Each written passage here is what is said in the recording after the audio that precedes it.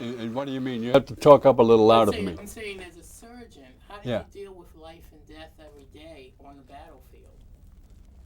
That's an excellent question. Of course, dealing with it in practice was an entirely different thing than dealing with it in combat. In combat, I had joined this 1st Battalion of the 8th Cavalry Regiment, 1st Cav Division, when they were ready. I was, as I say, I was delivering babies in Tokyo on July 10th, 1950, when I got ordered to join the 1st Cav. Within the next 24 hours, I had joined them. We had gone in convoy to the naval base at Yokosuka in Japan, got on board LSTs, and one of the officers, the guys were all kind of sleeping on deck. There isn't much room on an LST for sleeping, and they're all double booked. But one of the officers, he was the head of the INR platoon, Intelligence Reconnaissance. His wife had been killed in an auto accident. He had 2 young kids who were back in the States. And he was dating one of the nurses that I knew very well at the hospital I worked at, the Tokyo Army Hospital. And I knew all his dreams, you know. The first day we were in combat, he went out on patrol. They brought him back to me with a hole in his head.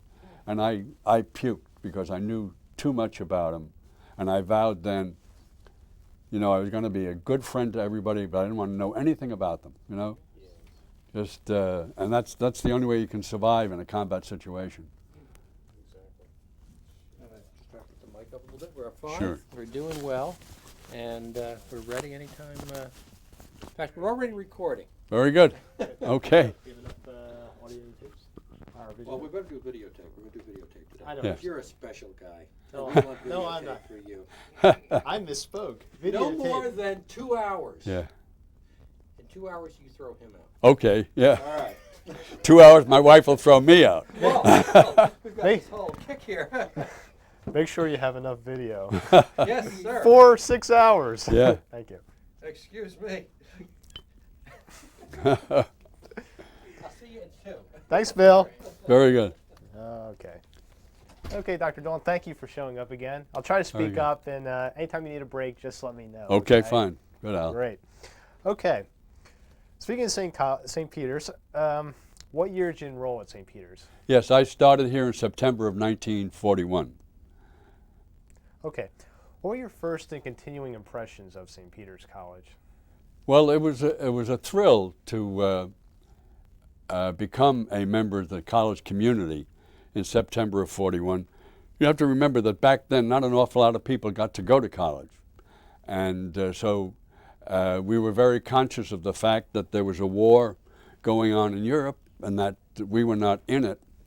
And to have the privilege of going to college at that time was great. And I had grown up wanting to go to St. Peter's College. My brother had been in one of the first classes in 1932 before he joined the Jesuits. I had seen Collins Gymnasium built, and the Gannon Hall built, and the various things, so that it was always a foregone conclusion that if we could afford it, I would go to St. Peter's. And that's an interesting thing that maybe a lot of people don't realize, is that most of us who went to St. Peter's in those days worked our way through. Now, in my case, that involved working on weekends and holidays, working for those days, the post office would hire you for short term. Railway Express, I think half the guys in the college worked on the Railway Express at night. And I sold shoes, a little bit of this, a little bit of that. The summer of, between my first and second year, summer of '42, there was a defense plant out at Newark Airport, Brewster Aircraft, that built the pontoons for the Navy PBYs. And I worked there, worked double shifts. I made enough that summer to pay for my 2 years here at the college. It was a little easier in those days because tuition was $200 a year. And now I think it's, what, $400 a credit? Something like that. So, but some of the fellows were supporting, one of my classmates, for instance, his father was disabled. He was essentially the support of the family. And so he worked a regular full shift on the Railway Express every night before coming into class. How he did it, I don't know. He'd often fall asleep in class, but it was what he had to do. So that was the atmosphere at St. Peter's when I arrived. That it was great to be here. It was a privilege, and you know, we're lucky. We're gung-ho. Sounds like a very close-knit community, but it was all male at that time. Oh yes. Can you tell me about ethnic, religious, or other diversity on campus? Were there African American? We had a few black fellows in the school. There were a fair number of Jewish students. As a matter of fact, I think one of my brightest classmates was a fellow named Erwin Schultz, who is now a psychiatrist in California. Erwin and his brother, I think his brother was Sidney, was in my brother's class a couple of years ahead. They took off the religion medal.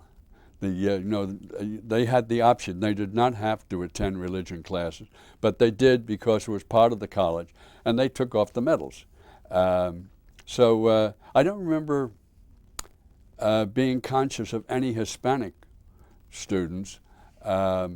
We were largely Irish, Italian, Polish, what have you. But again, there may have been people who were Hispanic, and we just weren't conscious of it because you didn't make a big deal of it in those days.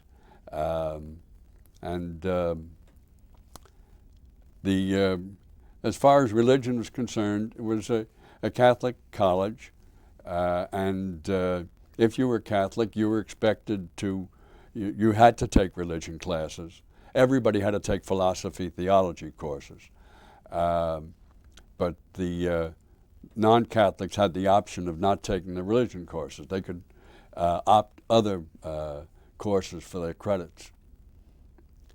Other than that, it was Hudson County, so there was only one political party. It was the Democrat Party. I don't remember anybody, maybe some renegades from Long Island were Republicans, I don't know, but offhand it was, we had some good discussions around election times, but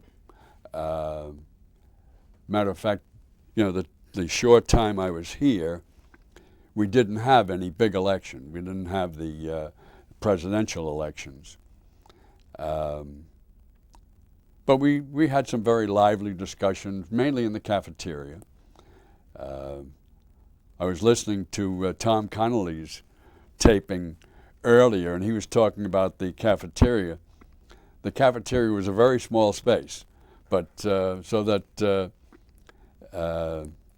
you inevitably, if there was a discussion going on, you inevitably got involved with it one way or another. And they were, they were gentlemen. I don't remember any serious difficulties out of them. Good debating society. Very good. Although St. Peter's was all male, was there, when you were there during the war, did you have any interaction with the female nurses? No. I had left before they arrived. No, the big thing, St. Al's Academy, I don't know whether you're familiar with, that's about 7 blocks down. It's over by the head of Lincoln Park, Kensington and the Boulevard. And St. Dominic's Academy is at Duncan and the Boulevard. So that they were sort of our co-eds, especially at the time that I was here, freshman and second year, you easily melded in with the juniors and seniors from the high schools. And it helped that I had a sister who was a year younger than I was, and she was a senior at St. Al's Academy, so I never lacked for dates. All right. Casanova of St. Peter's, right? How about that? Yeah. Well, okay, we'll transition into that. What was the social life like at St. Peter's when you went to school there? Yeah. Well, first place, it was not a very social institution. I mean, the big things were the Glee Club, the track team, the basketball, little less so dramatic society. The powwow was the life of the college, and we had just about gotten into what would have been the social aspects of the college when Pearl Harbor hit. But one of the things I didn't mention, you were saying about what was the college like. There was a very classical tradition to the school. The seniors wore the short academic gown, and that really gave a tone to the place. I mean, we were Oxford, we were Cambridge, and it made you respect your upperclassmen. So that gave a tone to it. I don't recall, I think there was a Harvest Moon dance in late October, but I don't recall going to that in my freshman year. I think that was mainly juniors and seniors. Not that I was a stick in the mud. I probably went to a high school dance instead, but because of a shortage of funds, you're limited your activities. But then after Pearl Harbor hit, those social things were cut. We kept on with the sports. The basketball was the big thing, and then indoor track, which I was involved with. But then, as more and more guys left, you could see it was more of a workplace, less and less anything social.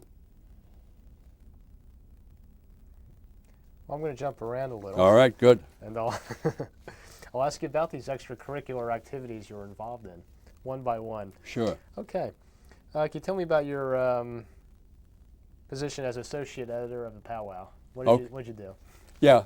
Well, I had worked my way, and again, I owed that mainly to the fact that the war was taking its effect, so you were losing the upperclassmen who had been the editor and the associate editor.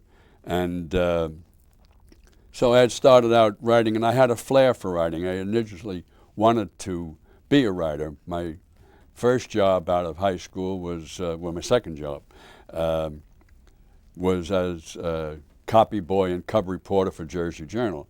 So I had picked up a lot of tricks on writing from the writers at the Jersey, and so after I had submitted some specimen articles, I was given a couple of front page articles to write, and got a byline a couple of times, and then was made, I think, a features editor or something of that sort. And then by second year, I became, I don't know, as assistant editor or associate editor. And that extended, as I say, that was in my second year. And then, of course, by the end of the first third of my third year, I was gone. So my hope was if they had kept me long enough, I would have been editor. Very good.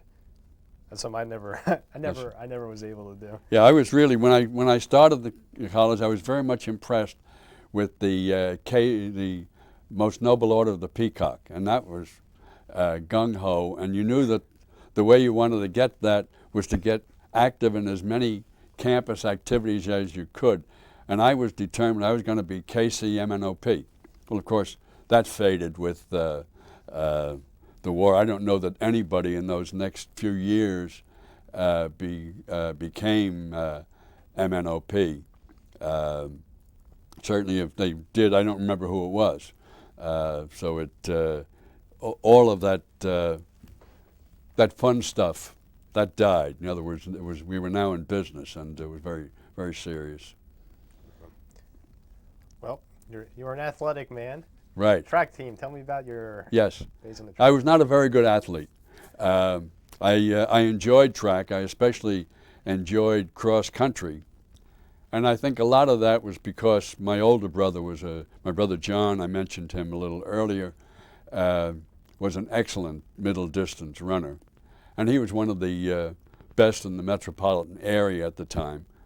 So I was emulating him, and but it wasn't until years later, after the Army diagnosed my chronic lung disease, which probably went back to infections in childhood, that I realized I never would have had the wind to be a top class runner. But I got out there and ran, and I ran even though people lapped me, and that was to be lapped on the track at Madison Square Garden, which was 11 laps to the mile. I mean, you really had to be a slowpoke for somebody to gain essentially a tenth a mile on you in a 1 mile race. So I wasn't very good, but the college didn't have that many guys to run in those days. So the fellow named Jack Hickey was our track coach, and he was glad to have you go in and put the numbers up, because even though I was lapped, when I finished, it counted points in the what they call a double, a try meet or a bye meet when you're meeting against another school. So I was never very good, but I enjoyed it. And in later years, up till I had my chest surgery a few years ago, I used to put in 2 or 3 miles a day, better than jogging, despite to keep my lung doing well, but I had to quit that. The legs wouldn't take it anymore. You sell yourself short on the track, because I was never a good runner myself. Yeah. But okay, Glee Club. Singer. Yes. Yeah, I was a bass, and again, well, I didn't have much choice on Glee Club. We were raised in a singing family. My mother and father met in a church choir. I may have mentioned that earlier, that my mother, even though she had only an 8th grade education, had learned the organ, and she was organist for Old St. Mary's Church downtown. My father was a baritone soloist, and he went down there to sing for her. So we were raised in a musical family, and so it was natural that I would go for the Glee Club. And it also was a prestige thing. We used to dress in white tie and tails, and it was really very fancy. And incidentally, my son-in-law and my son were members of the Glee Club in the early 70s when they were students here. So, but the Glee Club was good. And that first year, we did travel. We would go down to Georgian Court to give a concert there, and we'd go up to some of the girls' schools in Westchester and give a concert. So there was that aspect of it also. But again, that slowly died as the war went on. Can't stay away from the girls, right? No, not a bit. Well, going on to that, how about dramatics? Yeah, I think I was involved in some dramatics, but I don't think that any of them. I think they were mainly one-act plays. There was a man named Jimmy Marr was the director of dramatics, and a very dynamic man. And I remember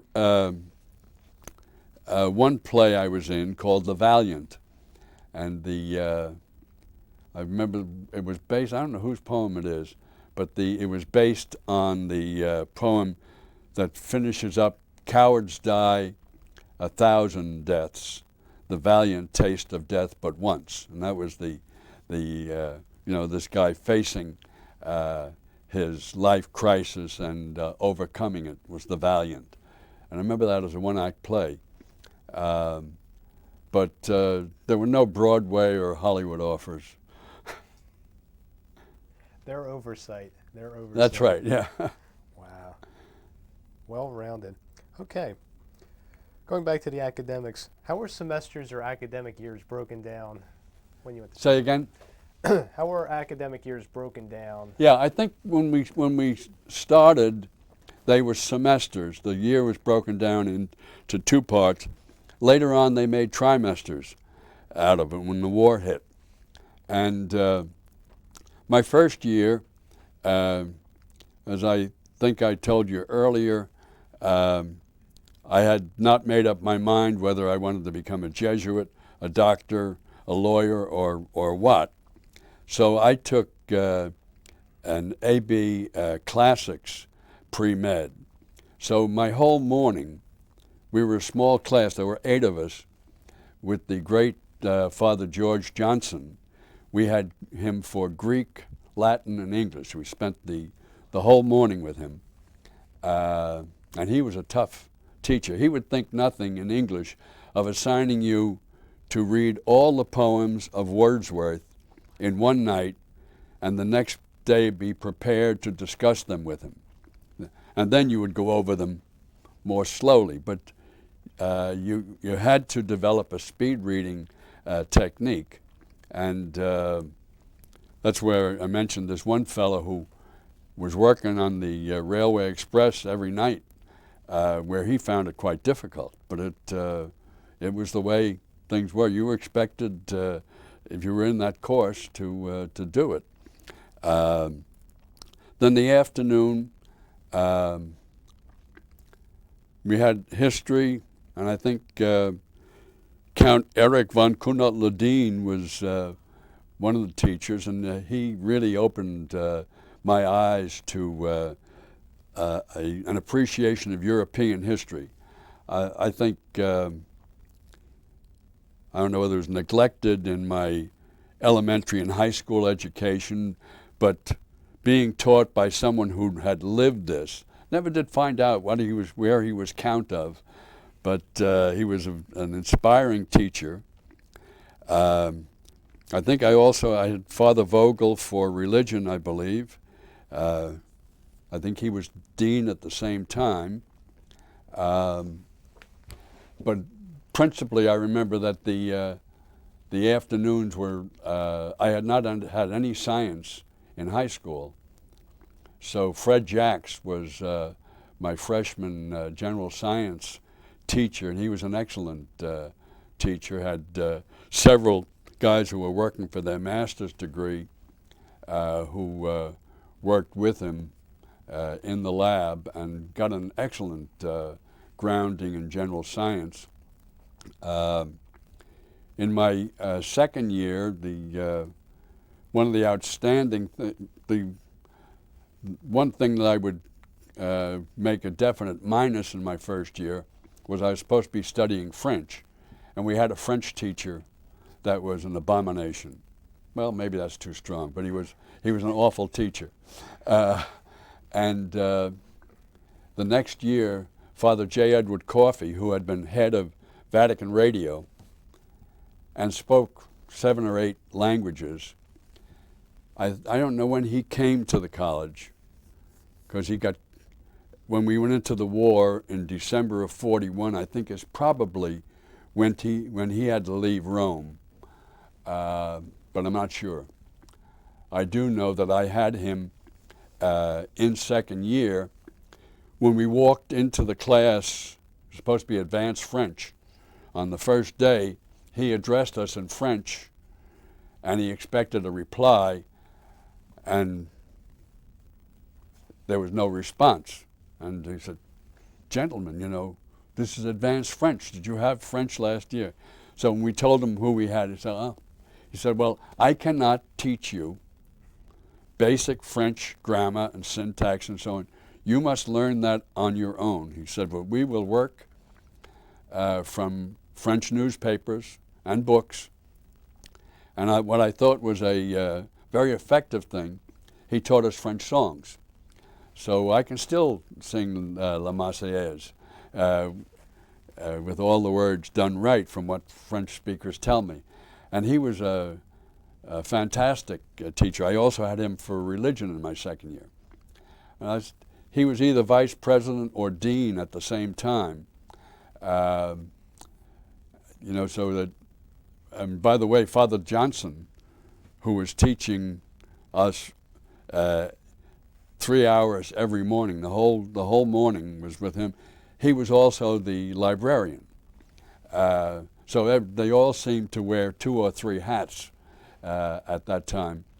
But Father Coffey, in religion or English, if he was trying to explain something, he'd say, "No, you Italian fellows, you would understand if I said so-and-so." And he said, if I put it in Polish, it would be so-and-so. But you can't say it in English. That just was no good expression. That was the command of language he had. Fascinating people. And, you know, we had several excellent teachers like that. Dick Nevin was teaching me English, I guess in first year, I think. Yes, I had Dick Nevin, and a very scholarly man, very good teacher. No, I thought it was Father Johnson in first year. Somewhere along the line, I had Dick Nevin teaching English, and he was superb. So those are the principal teachers I remember. I didn't get to have the Chetwoods or the Rankins, you know, because they were, I think they taught only juniors and seniors, maybe even just seniors. But I remember my older brother John had them, and you used to enjoy their classes. Very good. Okay. Yeah, you covered them all. Tell me more about Mr. Jacks, Fred Jacks, and your. Yeah, Fred was always well prepared in his lectures, and he had a way of getting things across. He was very patient in the lab. As I say, we had these student assistants, guys who were working for their masters.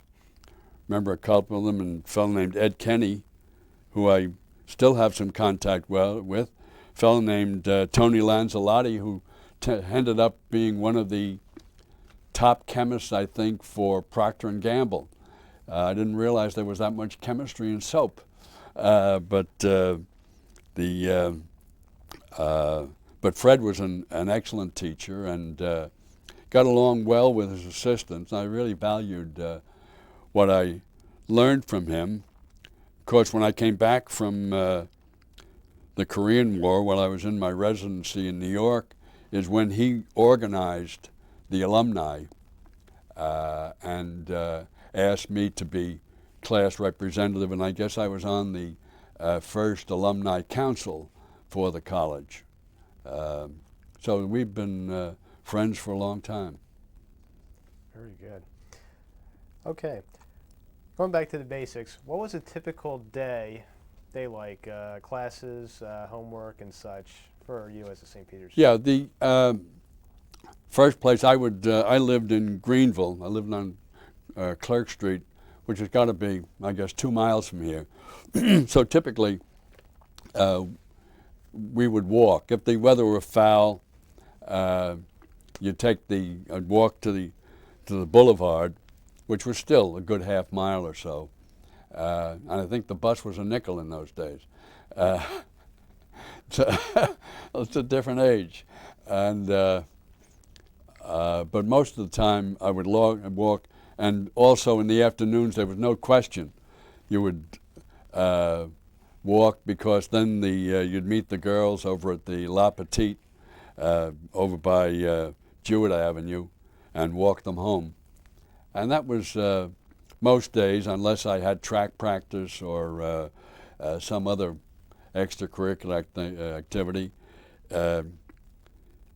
When the I think the powwow came out every 2 weeks, or was either 2 or 3 times a month. It didn't come out weekly. But when you were working on a story for that, then I would stay over late for that, or Glee Club concert. But otherwise, most afternoons would be finished about 2:45, 3 o'clock, and then head on down the boulevard. And it usually involved 2 to 3 hours of homework, maybe more. Because I remember that in those days, both in college and then in medical school, I thought nothing of staying up till 1 or 2 o'clock in the morning, studying and reading, and then getting up at 5:30 or 6 o'clock, after 4.5, 5 hours sleep. And, you're young, you can do it. But that was it. Very good. Okay, what was a typical dress like in your day for a St. Peter's College student? Oh, yeah, we had to wear jackets. In other words, you wore shirt, tie, jacket, nothing fancy, just that you were expected to hold up the tone of the college. In other words, that you were gentlemen. They were trying to follow the English, the Oxford, Cambridge tradition, so that as you walked back and forth to school, I don't know that was ever said in so many words, but make people proud to know that you're a St. Peter's College student. About along those lines, rules and regulations that you remember for a St. Peter's College student? Yeah, I don't remember any hard and fast rules and regulations. I'm sure they had them, but I don't recall any of them that were onerous. We figured it was a privilege to be able to go to school so cheaply, because it really was a hell of a bargain, and so I don't recall any rules that were tough. I think only the seniors, I think, had a smoking lounge. And I think the underclassmen, if they wanted to smoke, smoked out on the lawn, because back then, the only building still standing from then is Gannon Hall. If you stood on the boulevard, there was a path about in the center of the block between Glenwood and Montgomery, and that path led to what they called the Arts Building. That was a long corridor, very simple building with classrooms on both sides. And when you got about almost to the end of that corridor, there was a bridge going over to Gannon Hall. I think there was another part of the building, and there may actually have been a brick structure in between. You'd have to look at old pictures of the college, because as I recall, on the first floor of Gannon Hall was the quiet zone. On one side you had the chapel, Our Lady's Chapel, blue and white, really beautiful chapel, and on the other side was the library. So when you went across that bridge and up a few steps, the noise stopped, the usual clatter, because this was a wooden frame building, so just walking down the corridor of the Arts Building, you made noise. No, not a clunk, but I mean, there was walking on wooden floors. As I recall it, continuing on past that thing off to the left to Gannon Hall, you went down several steps, may have been about 8 steps. The cafeteria then was off to your right. And that was a room a little longer than this, but about half the width. It was not big at all. I don't remember Maybe it's because I was a brown bagger and would just get some soda or milk out of the machine. But I don't recall any big meals being available in the cafeteria.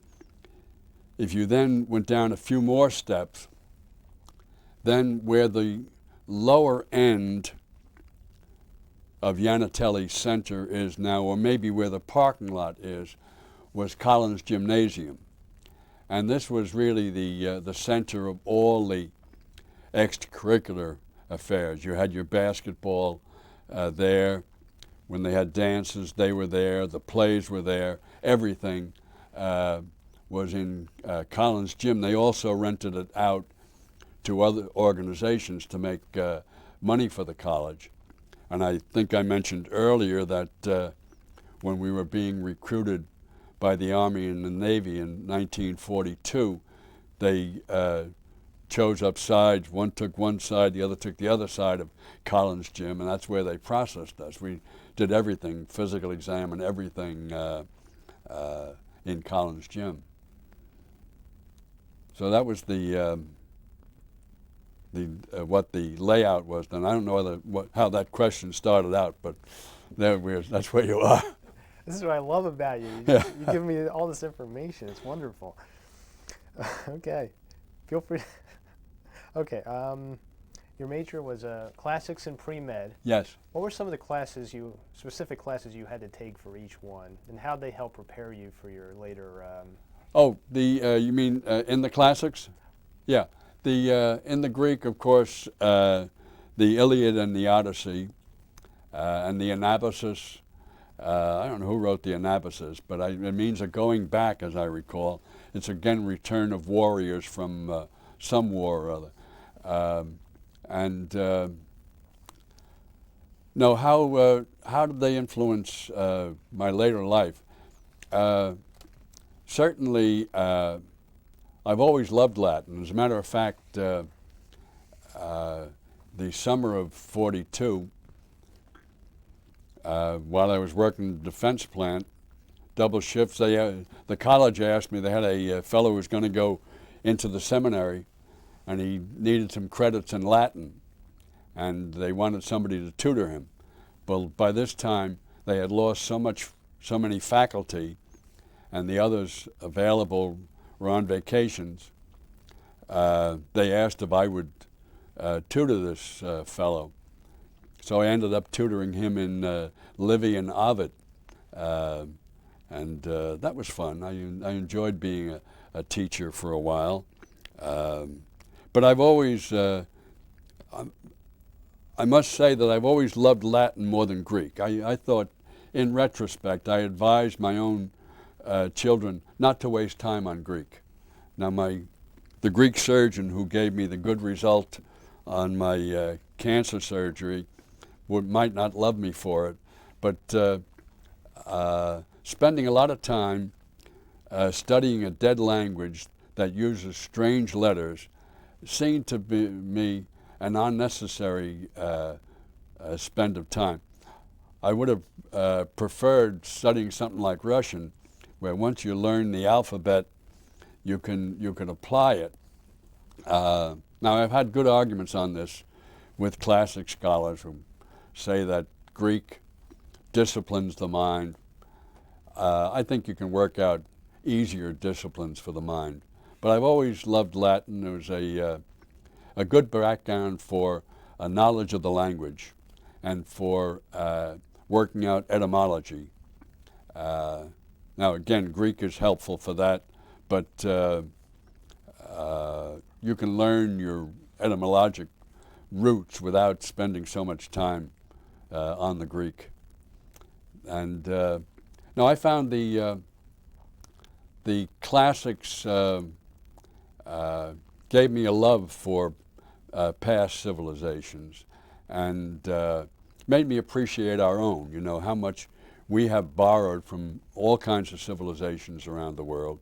And so I've never been sorry that I've always been proud, as a matter of fact, that I did it the hard way. I took the classics in the original along with the science subjects.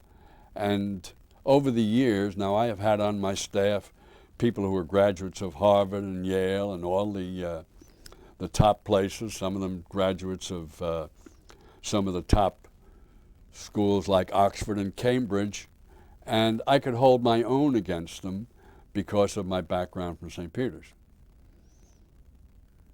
Excellent, excellent. So tell me about testing and classroom methods in your day. How was the class taught? It was mainly a Socratic type of thing, a give and take. In other words, you were expected to be prepared on the subject. In other words, you did not. That's why it was strange for me when I got to medical school, and there we had 150. I went, let's say, Father Johnson's class. There were 8 of us in the class, and 5 of them were real brains. They were the gold medal winners from all the Jesuit high schools: St. Peter's, Xavier, Brooklyn Prep, Fordham Prep. There's at least 4. I don't know, maybe there's a 5th, but that's they got full scholarships here, and they were in that class. I had gotten into the class only because I said I might want to become a Jesuit, because I did not have enough Latin and Greek in high school to qualify for it. It became obvious too, because some of these guys were geniuses. I'm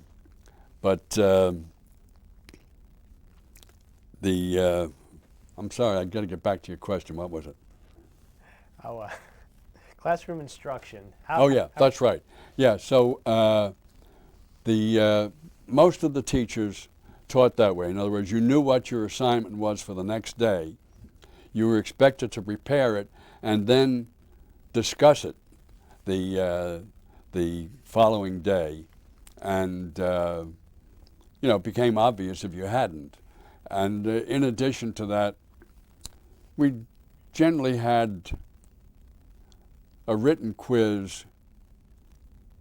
Of course, it would vary with the individual. I think the school rule said there had to be an examination at the end of each quarter, and then there was a semester semifinal and then a final for the year.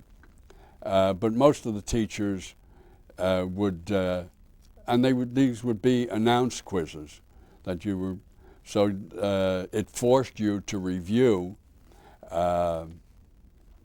the material and fixed it in your mind.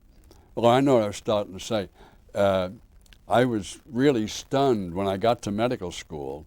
Here I was used to conversing back and forth with my teachers because our classes here were small enough, and at Villanova were small enough that you could ask questions right in the middle of a lecture discussion. Whereas in medical school, there were 150 of us in one classroom, all the way the banks up, and there was no interrupting while the lecture was going on. You could, if there were a few minutes left at the end of the session, you could ask, or you could try to catch the professor in the corridor afterwards and ask questions. So that was a revelation, and it made me appreciate what we had with our small classes, that we had such intimate dialogue with our teachers. Excellent. Talked about Father Johnson in the library. Can you tell me about the school library and what stands out about it from when you were a student? Yeah, there was nothing really outstanding about it. I had worked in my high school library under the National Youth Administration, so I was familiar with the Dewey Decimal System and cataloging of books and so on. So I found the library adequate to my needs, and they seemed to I think they had a liaison with the Fordham University Library, so if they didn't have books available, then they would get them on loan from Fordham. And but no, it was a small library, you know, compared to what you'll find at Harvard or places like that. But it certainly was adequate for anything that any of us wanted to contemplate. Okay, you mentioned before December 7th, 1941. Right. Where were you on that day, and how did St. Peter's as a college react the Monday after? Right. Yeah, that was a Sunday, and again, I sound like a womanizer, but I was just a healthy young American boy. It was a Sunday afternoon, and I think I had gone over to the La Petite because a couple of the girls said they were going to be there, I think about 1 o'clock.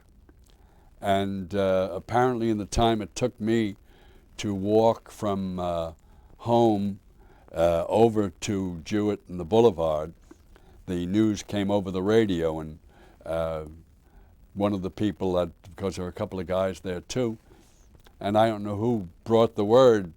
I had never heard of Pearl Harbor before, and but somebody said, "Oh yeah, that's a naval base in Hawaii," and I don't recall that we had any warning that the Japanese were going to do anything of this sort, that there was any threat of war.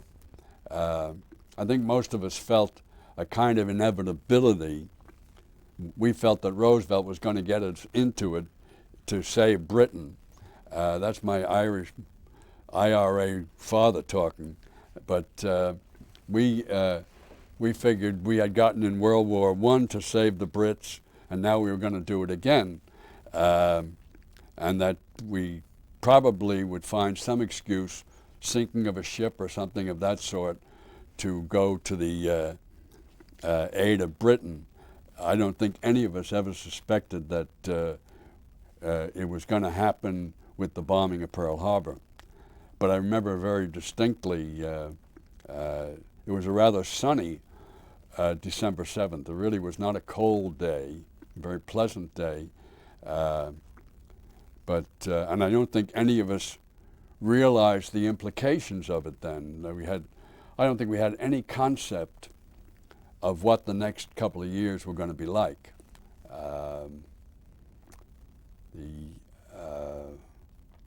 The college, like anyone else, that happened on Sunday. On Monday, I think it probably was Father Vogel called all the students together to discuss it, and said, you know, that they had not received any word. And I guess December 8th. I guess we didn't have school on December 8th because the Feast of the Immaculate Conception would have been a school holiday. And of course, that was the day that Roosevelt addressed Congress and declared that a state of war existed. So it must have been the following day, would be the 9th, that there was a meeting of the students in Collins Gym. And Father Vogel said that they, to sit tight, keep on with our studies, that they had not been informed yet what the government wanted. But there were some fellows who were in the reserves already who had signed up. As a matter of fact, I remember that some guys were killed as guys who were in their senior class, pulled out of the senior class with the Navy Reserve, who were killed in May and June of 1942. So in other words, it was a growing process, so say it took almost a year for the military to realize how tough a war it was going to be, and to plan their officers training, for the medical, dental, chaplain, and engineering corps officers to present this thing they called the ERC with the Army Enlisted Reserve Corps, and the V-12 for the Navy. And that was October of '42 by the time they launched that. So it was a slowly developing process. Wow. Well, turning tables a little bit, Jesuit education. Right. Okay, can you tell me what impact the Jesuit education held for you once you were inside of school? Were you conscious of it, and how did you apply it to your schoolwork and as a Oh, student? yeah. I guess I would describe it as kind of a gung-ho Catholicism, that the Jesuits were originally organized on a military program by an ex-soldier, and that the basis of the training was to, like training for combat, you can't survive in combat, you can't do your job unless you are trained for it. And the same thing, in other words, if you're going to deal with the moral problems of life, that you've got to know the basis on which they are built. And so that's what I would describe as the Jesuit foundation of education, that analyze the moral principles, what are they based on, and then apply them to life situations as you run them. How about once you graduated, how did the Jesuit education or influence help you then? Well, first of all, they had taught me how to learn. I may have said earlier that the first year in medical school at that time, and I presume today, was designed to drive you out. In other words, it was just overwhelming. First place, they kept you separate from patients and overwhelmed you with so much anatomy and organic chemistry and physiology, et cetera.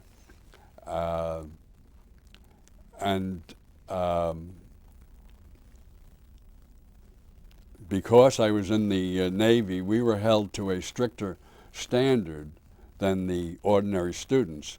A lot of the fellows in the Army and Navy in medical school were sent out to active duty because they had fallen down below the 85% level, and whereas the medical school would have kept them and see how they did in the next trimester, because they were given a special privilege, they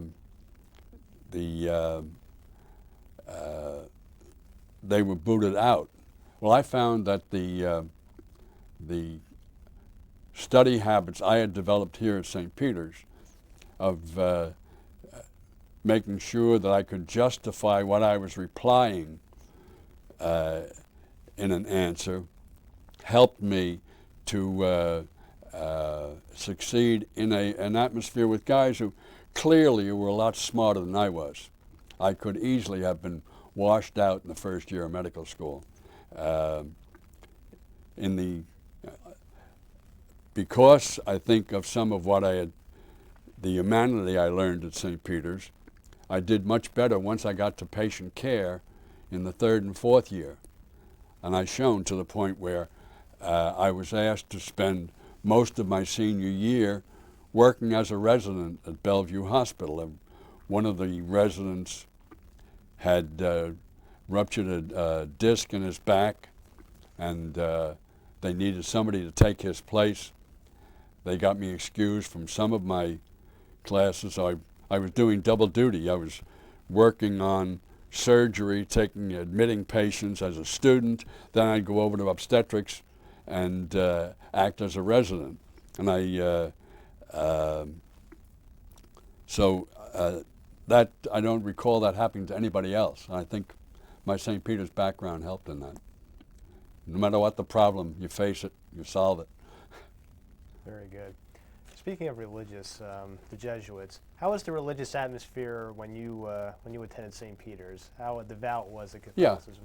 Yeah, well, it was a Catholic college, and you observed the holidays like December 8th, the Feast of the Immaculate Conception. I think we had some sort of a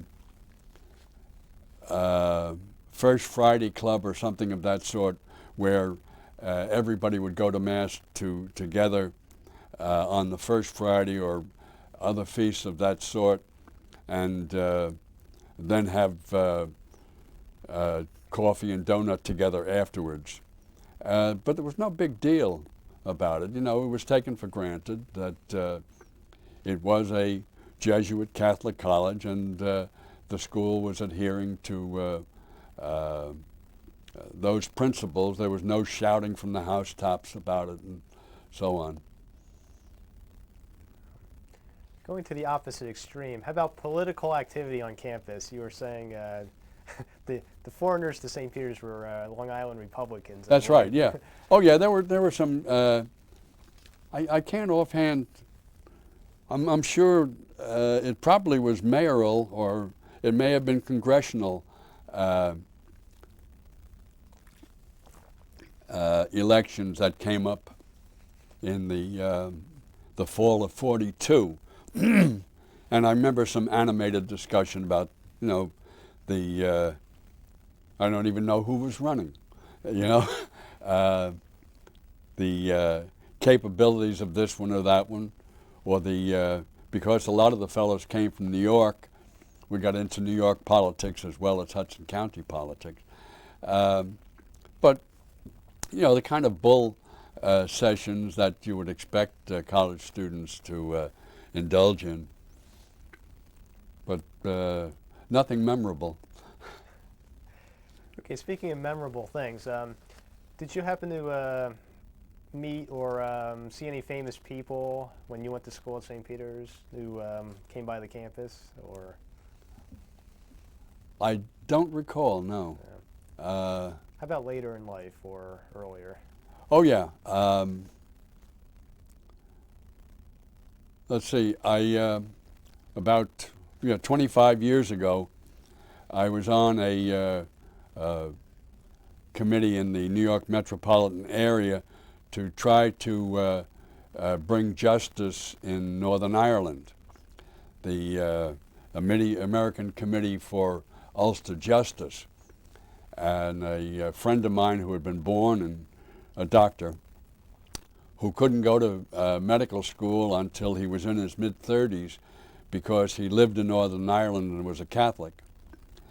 He had to wait till he had saved enough money to go down and live in the Irish Republic to go to medical school. So he had gotten me into the ACUJ.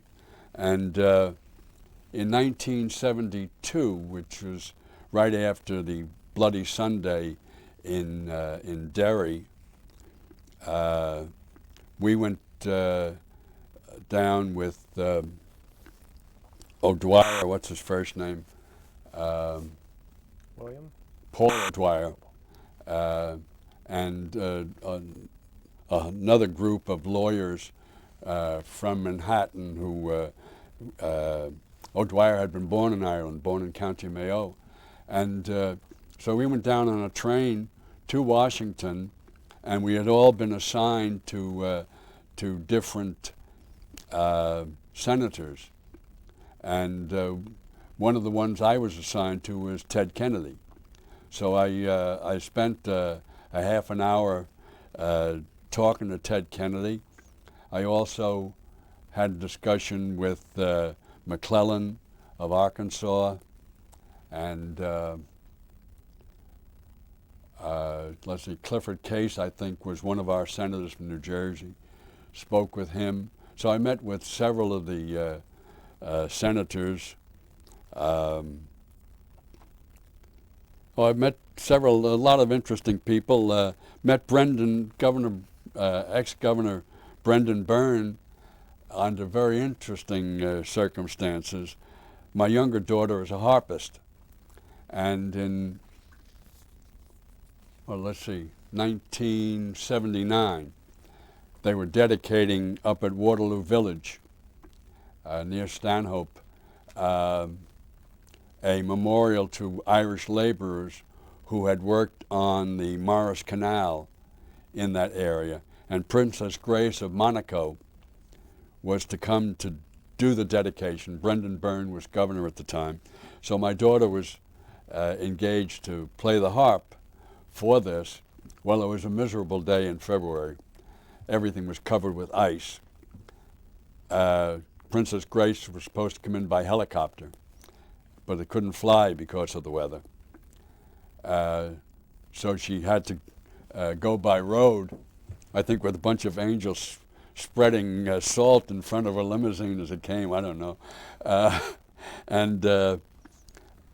So it was a couple of hours delay, and my daughter and the choir from Trenton State College were alternating, performing, and she had gone through her repertoire a couple of times, and it was obvious that they were repeating everything because the Trenton State was repeating their songs.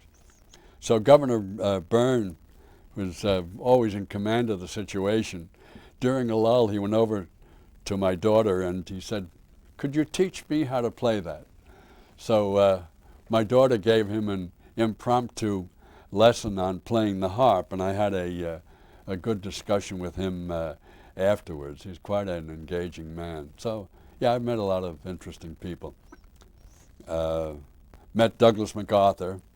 There are a lot of people didn't care for MacArthur, but it was very lonely over in Korea.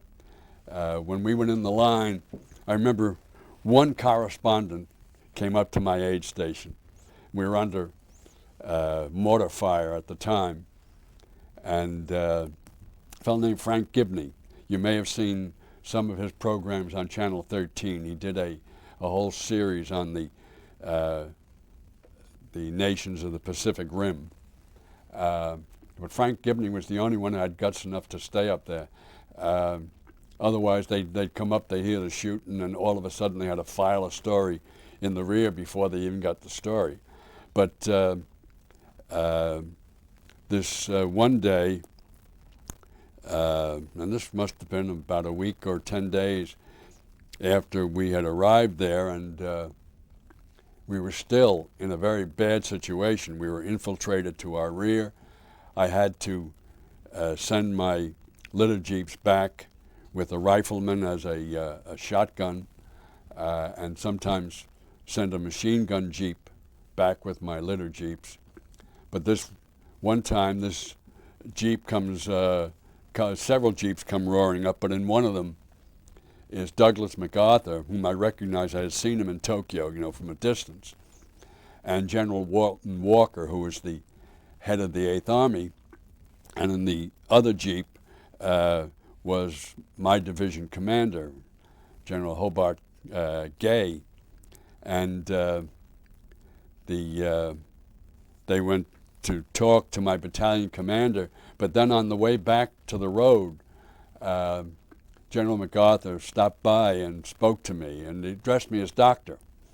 Actually, I had no insignia on because we had learned very early that you didn't wear any insignia, nor did you wear the Red Cross, because the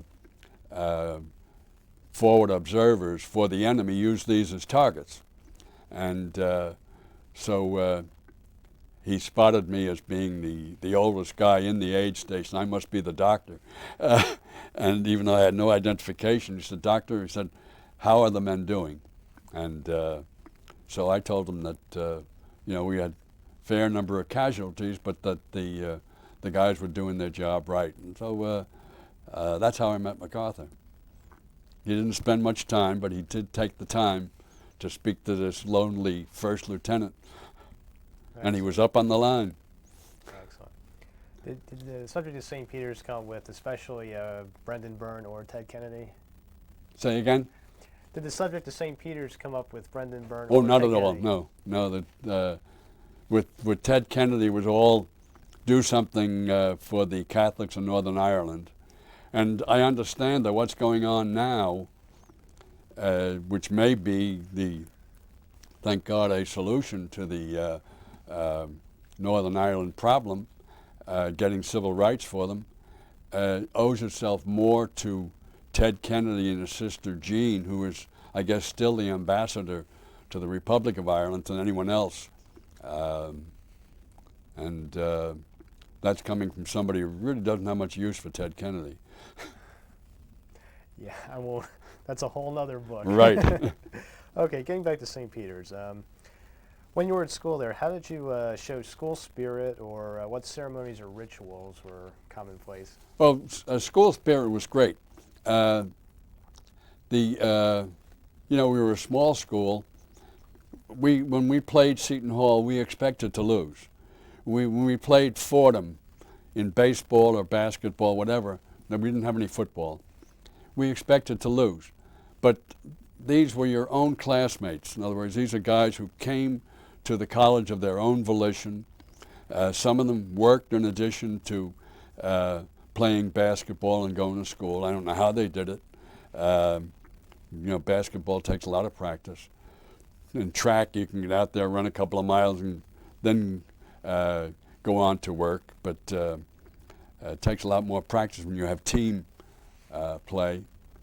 But we rooted for them because they were our team. But the only teams that we could beat, Jersey City State College at that time, had, I think there were about 5 guys in the school. They barely had enough fellows in the school to make up a basketball team. So we could beat them. But any school that had more guys than that, we usually lost to. And of course, when it came to indoor track, the stars of places like NYU, Notre Dame, all the other big track names in the country, we were also Rands. But we enjoyed it. We had a lot of school spirit because these were your buddies when you went out to root for them. Very good. Speaking of buds, any interesting characters or students that stick out in your mind? Who were some of your friends as well? Yeah, there was. I think I mentioned that the Father Johnson's class that I was in, there were 8 of us, and 4 of them at least were the top prize winners from the Jesuit high schools. And one of them was really a roaring genius. He ended up summa cum laude, and he was the valedictorian. He went on to medical school. He did not go in the military at all. He stayed here the full 4 years, but he's never been heard from since.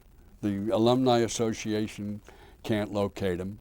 But he was the kind of a guy that you thought he was so brainy he was going to come up with a cure for cancer or something of that sort, and as far as I know, he didn't. But he was an interesting character.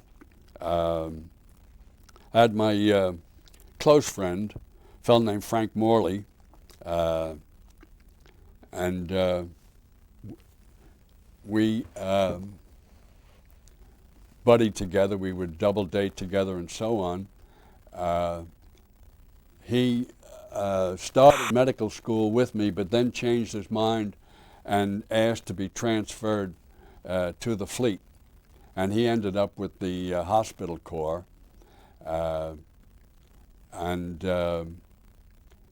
He then went to law school after he came out. He changed his mind in the middle of all this, and ended up, he was the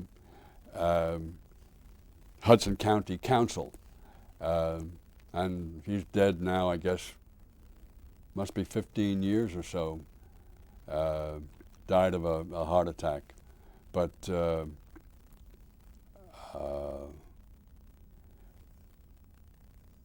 characters. No, they were a hard-working bunch. Didn't have much time for characters. There were guys who would horse around. I remember, not in the aspect of characters. Now, Pat Caulfield was a classmate of mine when we started, and as a matter of fact, it took me back in the late 50s. I took a course from Pat here at the college, and I had the darndest job remembering not to call him Joe, because when I knew him back in 1941-42, he was known as Joe Caulfield. In other words, he was Patrick Jr., and a lot of families would do that. If the father and the son had the same name, they would call the son by his middle name. So apparently that's what he is. He's Patrick Joseph. So he, in high school and in early college, he was known as Joe. But when he entered the Army in World War II, of course he had to be known as Patrick. And so when he came back to the college, he was Patrick, and all the rest of his career has been Patrick. So when I was addressing him in this, and by the way, it was an interesting class that I took. I had been a speed reader before people talked about speed reading. I had developed it in high school, and was an absolute necessity when you were in Father Johnson's class. You had to be a speed reader. But I got into medical school, and whereas previously you read the sense of a thing without every period and comma and so on, you get to medical school and it makes a big difference where the decimal point is. If you're going to give morphine, it's not 0.6, it's 0.060. And so that all my best reading habits had been destroyed. And I was reading like an infant. And I, of course, all through medical school and my residency, I had so much reading I had to do to develop in the specialty. I couldn't do much fun reading. But then when I get into practice, and now I could start back in the what St. Peter's had prepared me for, enjoying a wide variety of subjects, I found I was reading like a child. So Pat had started a speed reading course at that time, and I took that from him, and it was quite a help. Very good. Okay. Okay, tell me about commencement day. I know you said you went to Villanova for a while, but Yes. did you have a 1944, I believe, commencement day for 1944? The what? I'm sorry. Your commencement day from St. Peter's. Commencement. Oh, yes, yeah. There was nothing very memorable about it. You know, I guess there were 23 of us in the graduating class, and the majority of us were in uniform. I think it started with Tom Lally, Thomas O.P. Lally, Thomas Oliver Plunkett Lally, I think his full name was. Tom was later a reporter for the Jersey Journal, and was also, I think, an attendance supervisor for the public school system. But Tom was quite a tenor, so he sang the Star Spangled Banner to open the festivities. Again, Tom was one who was ineligible for military service. He had terrible eyesight. He had these kind of glasses that were like the bottom of the old Coca-Cola bottles. But Tom had quite a great voice. And then I don't know who gave the address to the graduates. I know that the guy that I described as a genius, and I won't mention his name because I said some stuff not so happy about him, gave the valedictory. Then we got was a very short awarding of ceremonies.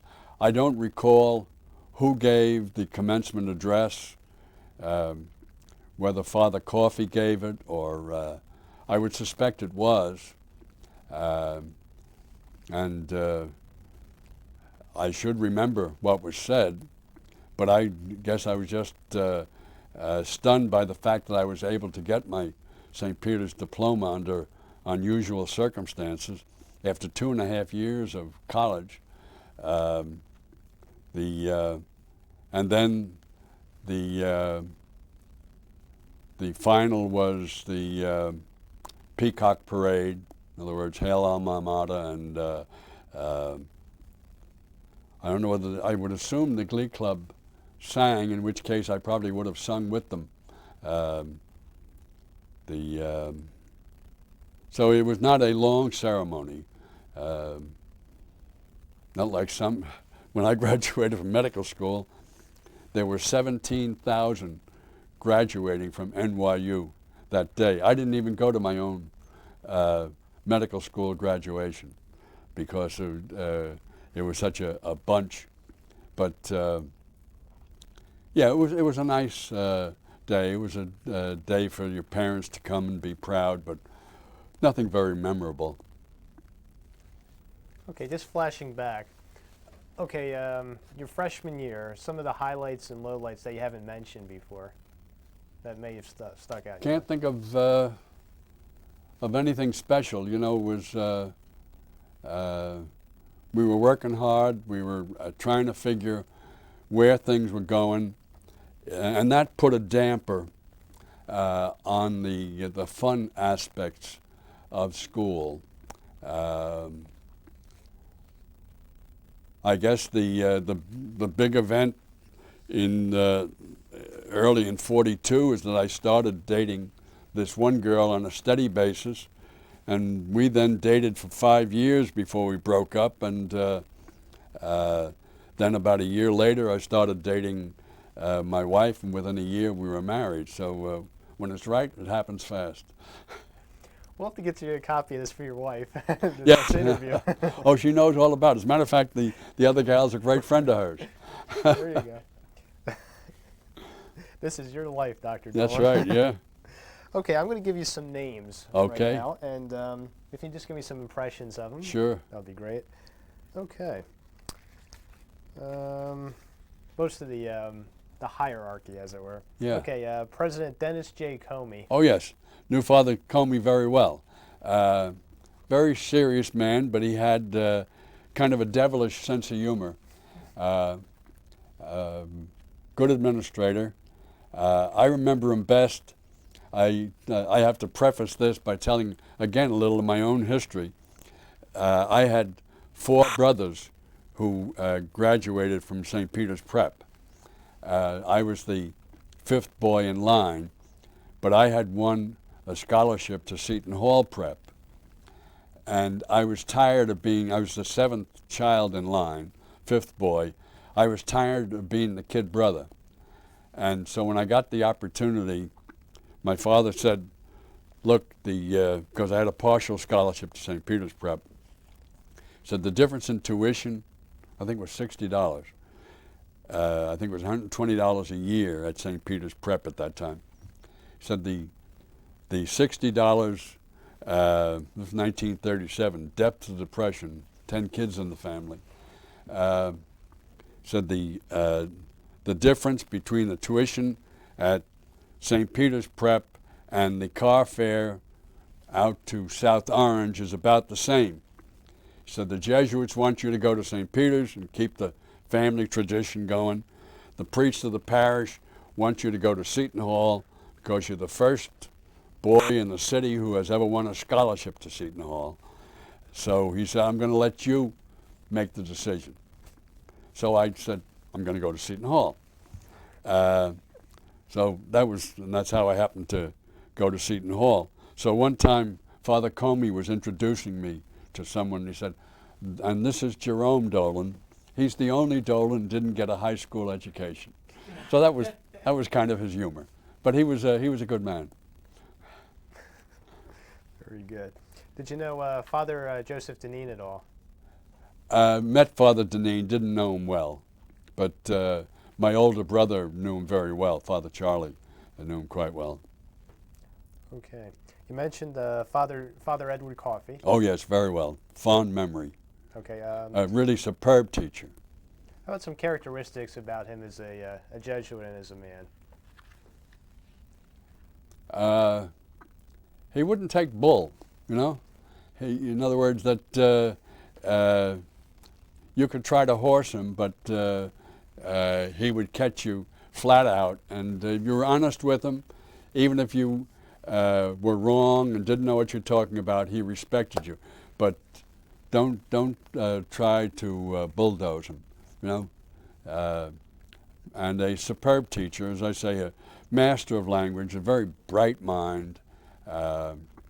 Let's say he was in charge of a lot of the, of course, Vatican Radio was one of the first international radio setups. I don't know whether they or BBC had more outlets back in the 30s, but he was in charge of Vatican Radio before we got into World War II. And you don't get that unless you've got a lot of smarts. Great man. Okay, how about Father Francis Shallow?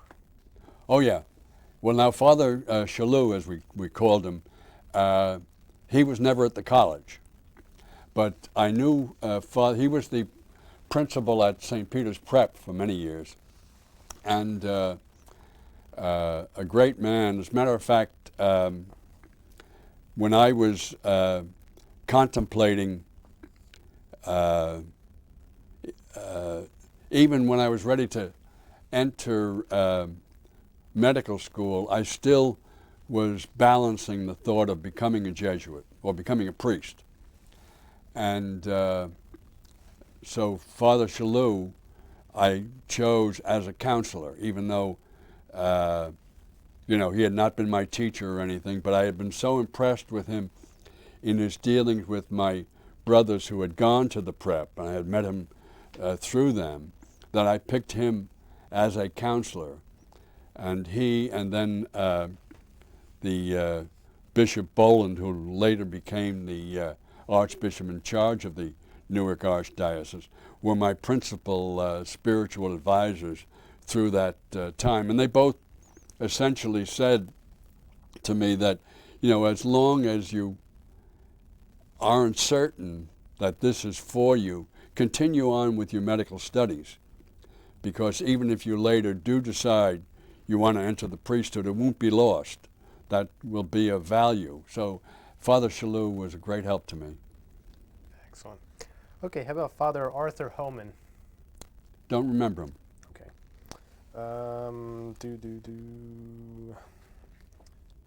Father Vincent Hart. Oh yeah, I knew Father Vincent Hart. I don't know whether, did it say what years he was? I think it was 44 to... Yeah, because I had already left the college by the time he was here. He may have been actually the president when I graduated, but I know Father Vincent Hart mainly through my brothers. He was, my brother Father Charlie was taught at Xavier High School in New York in the starting in 1939 and the early 40s, and Father Vince Hart was the superior of the community at that time. And so many times through the years, I had met Father Hart at different things, so I knew him well. Another, again, very fine man. Okay, how about Father Richard, you touched on him, Father Richard Vocal? Yes, he was a tough administrator. Again, you better be telling him the truth when you told him something if you were late, because I think he was in charge of discipline and so on. If you were late for class or so, and you had to go to him to get a pass to go into class, things of that sort. But again, a very fair man, and a good teacher. You know, I wouldn't put him as a great teacher or someone. He was a good teacher. Very good. Okay. We're winding down here. All right. Doing great. Need a break or anything? Or- No, just Good. wet the whistle a little bit. Please do. Please do. Okay. Okay. What was the? You mentioned here you taught at St. Peter's. 1960s and 70s. Right. Yeah, Ed Fisher, I guess he's director of psychology. He was a Jesuit at that time, and he was had organized the marriage course. So he had me come over. I guess he would give that a couple of times a year, and had me give a series of lectures on the anatomic aspects, well, not so much psychologic, but you know, gynecologic aspects of marriage and so on. And I guess I was an adjunct professor or something of that sort at the time. How did you? What were your courses like, and what courses did you teach? Yeah, it was a marriage course, and as I say, I think I probably gave 2 or 3 sessions each semester in that, and but it was nice to come back as a teacher to your old alma mater, you know. So how was it to teach in the 70s when we were going through the era of free love and hippieism and, you know, free thought? How was it to teach a marriage course at that time? Didn't seem to be any problem. I don't know whether did I say I went into the 70s? Yes. Yeah, because yeah, I guess it still was the early. It was mainly in the late 60s, and I guess the first couple of years of the 70s. But I don't recall it being any problem. I always, anytime I've given lectures, have encouraged questions. And of course, I was alone in the class with the students, and you know there was no Big Papa watching over us. And but I don't recall any question that was difficult to answer. You know, Did they come up with some unique answers? say again, what? Did they come up with some unique answers? Yeah. That's the old story. Yeah, the professor who always gave the same question in an examination, and the student said, "Don't you realize you're asking every class the same question?" He said, "Oh, I know that, but the answers keep changing." Right you are. Yeah. Right you are. Okay, a few more.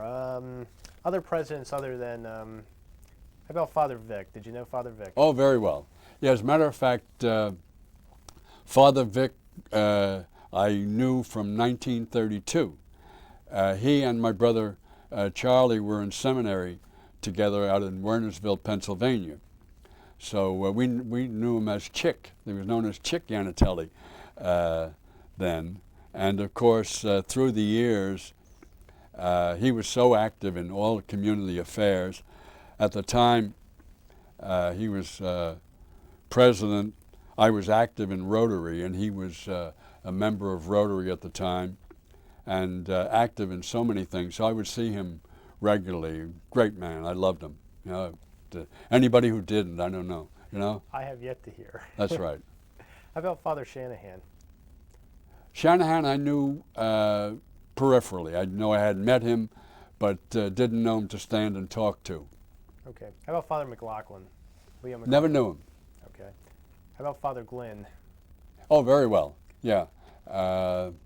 Again, now when it comes to the more current ones, my brother Father Jim has been Father Minister of the Jesuit community for 18 years, I guess.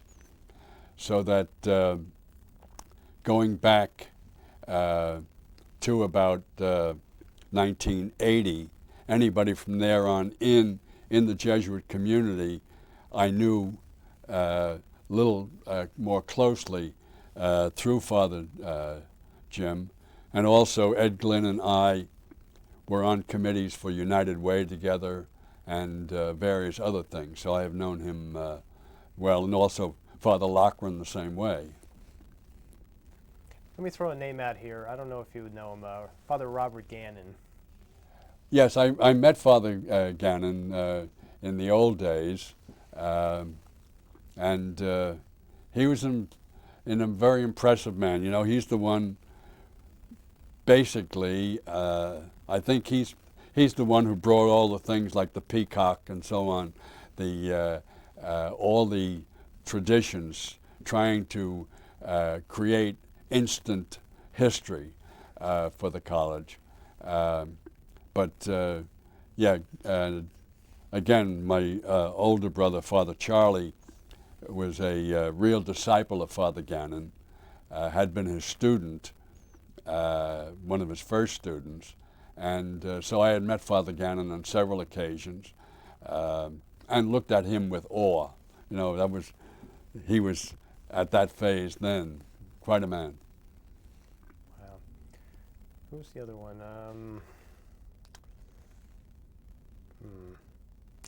I just went blank on me.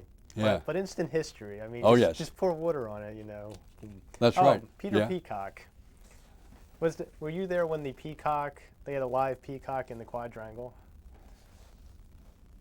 I remember the live peacock, and I don't know when it first came. I have the feeling that it was in the 50s. I don't recall that we had a live peacock in the 30s, you know, before I came to the school, or the couple of years that I was here before I went into the Navy. But I remember seeing a live peacock probably in the late 50s is when they first started to, because before it was all just in pictures, you know, the peacock pie and the powwow and the, you know, We sure have had our fill of the peacock. the Argus eyes. Do they still have Argus eyes? Yes. Yeah. What was your initiation into medical school like? Because I've heard legends about, you know, cadavers ending up in the bathroom and misplaced parts. And what was that like with your initiation into medical school? Oh no, the NYU Medical School certainly was very solemn about the handling of the cadavers. In other words, we were instructed from the beginning that you treat this body as if it were a member of your family, and you give it that respect, or you get thrown out of here. You know, so and. But I'm sure you had your pranks. I'm sure doctors had pranks amongst themselves. Yeah, I remember. Now we had, you know, they talk about women not being in medicine until recently. One out of every students in my class in medical school was a woman, and I don't know whether it was my class or a subsequent, because you know I was involved in medical education as a member of faculty from 1951 to 1992, all right? So sometimes you get things mixed up with different generations. But I remember a case where the students, and I know it wasn't a group I was associated with, where they took the penis off a cadaver and put it in the abdominal cavity that a couple of female students were dissecting. That's the only thing I can think of that was particularly out of line. What's wrong with that? But it was not my class. We gotta edit that somehow into the. What? We gotta edit that somehow. Okay. Okay, we're down to the last few here. You talk to a doctor, you're going to get that, you know? We'll talk more about that in a minute. Okay. We'll just wrap up this unnecessary St. Peter's stuff. But okay, what was the best advice or guidance you ever received coming from St. Peter's? Yeah, basically, and I don't know whether it was said in so many words, but the impact of it was always behave so that St. Peter's will always be proud to say that you were taught here. And that was, we went with that attitude. As a matter of fact, when we were sent down to Villanova, we were a definite minority because all the other guys the Navy had sent there were either from Villanova itself or from St. Joseph's in Philadelphia or from Temple. In other words, the different colleges in Philadelphia. So us people from Jersey, we were the outlanders, and so they would say, "Are you guys from Jersey?" We said, "No, we're from St. Peter's," and so it got to be, you know, a rallying cry that they're the guys from Peter's. So yeah, it's. But we were always proud of where we came from, and we let everybody know it. Very good. Yeah, Pennsylvania. Yeah. Knowing as a Villanova student. I'm Okay. sure the building that I lived in there at Villanova is long gone. It was the old Alumni Hall. Yes, no longer. Yeah. Yeah, they tear stuff down around. They have no monument there showing that I was there. Yeah. They do. It's That's a, what it's I a thought, cadaver now. Where'd that come from? But okay, on a more serious plane, school alumni functions or other things dealing with St. Peter's. After you graduate from school, alumni functions, or how else did you support the school? Yeah, well, I've generally been supportive of the fund drives through the years. I've taken part in the phone-a-thon a couple of times. When we had our 50th anniversary in '94, I was the chairman of that drive, and not a big job because as far as I could find out, there were only about 10 of us still alive, and ended up with only 3 of us showing up. You saw the picture in the paper of Bill Covey, the blind fellow, and there's a fellow from Tennessee, Gene Bezgella. He came to the dinner, but he couldn't make the graduation, and so yeah, one way or another, because of the other attachments, as I say, I have a son and a daughter and a son-in-law who are graduates of the college. So with all of that, the attachments are still pretty strong. And of course, then through Father Jim, who lives over at Gothic Towers, what I miss over here, he gets to. Very good. Last question. All right.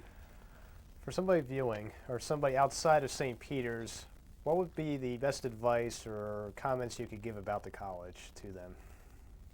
Yeah, if you want a good education and aren't afraid to work, go to St. Peter's, because it's still a solid education. I was very pleased at the education that my children got here, and that's measuring against my younger son that people talked into going to Harvard, and I think that and one daughter who got a scholarship to Douglas College of Rutgers, so she went there.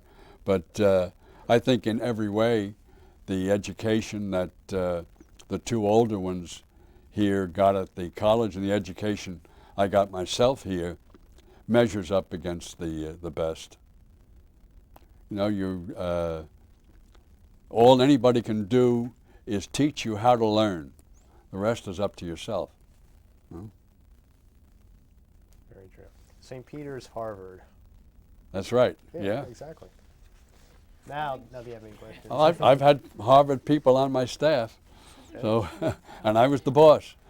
The truth comes in in the person itself, because the truth of the matter is, Are we finished? yeah. Yeah. Okay. Oh, go ahead. I can. You Oh, get out hold on. of- Whoops. Still attached. Yeah. Okay. Yeah, The that's- truth is, you get out of a college education what you put into it. That's right.